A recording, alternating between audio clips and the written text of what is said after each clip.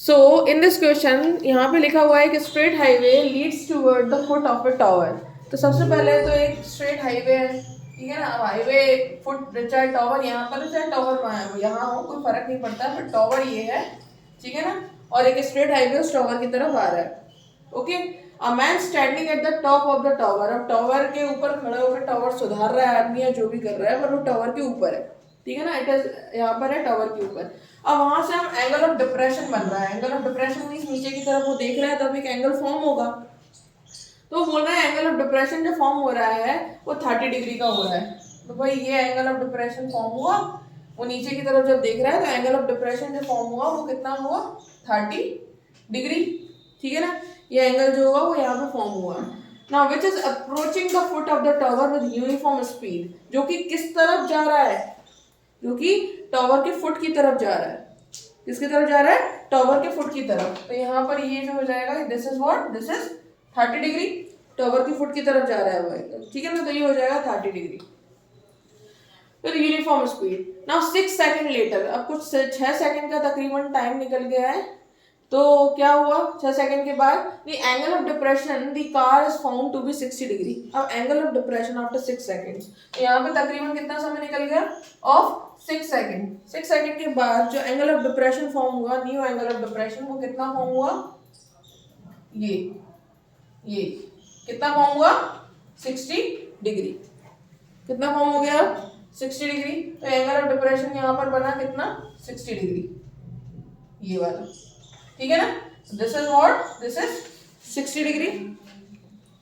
Now this is 30 degree and this is 60 degree, fine. अब ये बोल रहे हैं यहाँ से लेके यहाँ तक ये हमारा हो गया 60 डिग्री और ये हमारा हो गया 30 degree. Find the time taken by the car to reach the foot of the tower from this point. अब कार यहाँ पर है, यहाँ तक पहुंचने में उसे कितना समय लगेगा, हमें ये बताना है, ठीक है ना। This is the case.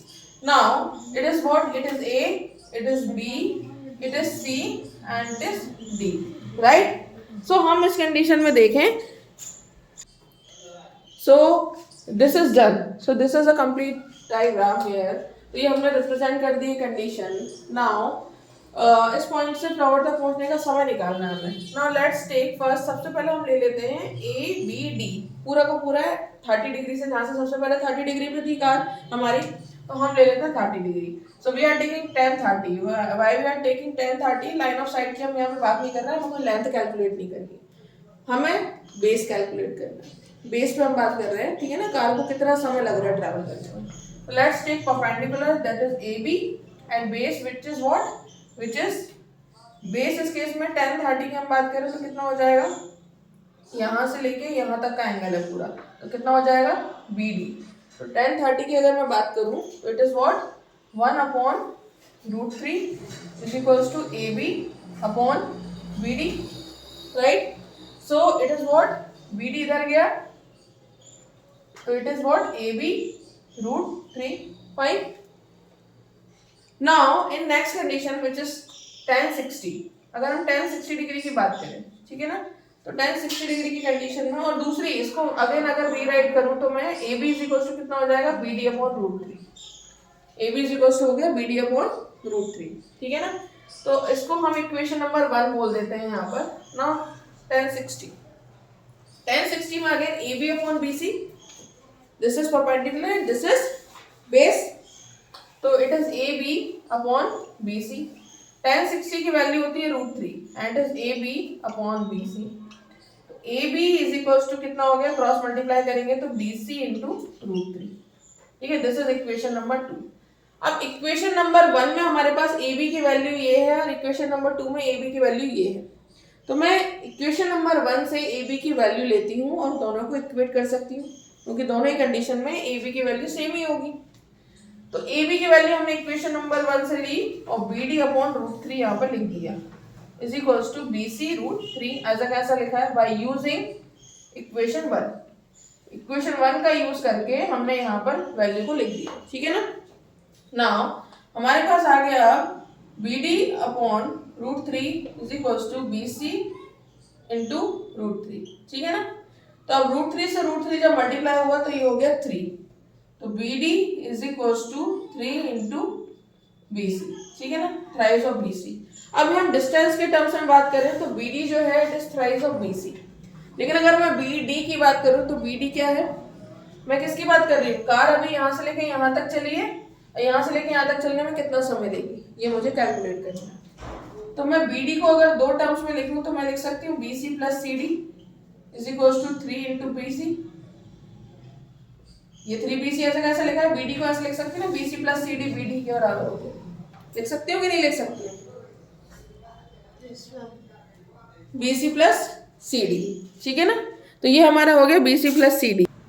In bc plus cd तो हमें एक्चुअली में चाहिए क्या, हमें ये डिस्टेंस पता करना है कि किस हिसाब से रहेगा तो हमें कितना समय लग जाएगा, जबकि हमें यहाँ से लेके यहाँ तक दूरी तय करने में 6 सेकेंड्स लग चुके हैं, ठीक है। तो bc plus cd is equal to 3bc, तो CD इज इक्वल टू कितना हो जाएगा, it is 3bc minus bc, तो CD इज इक्वल टू कितना हो जाएगा, it is twice of bc, ठीक है ना, it is twice of bc। यानी कि मैं ये कह सकती हूँ कि ये जो CD है ये bc का डबल है।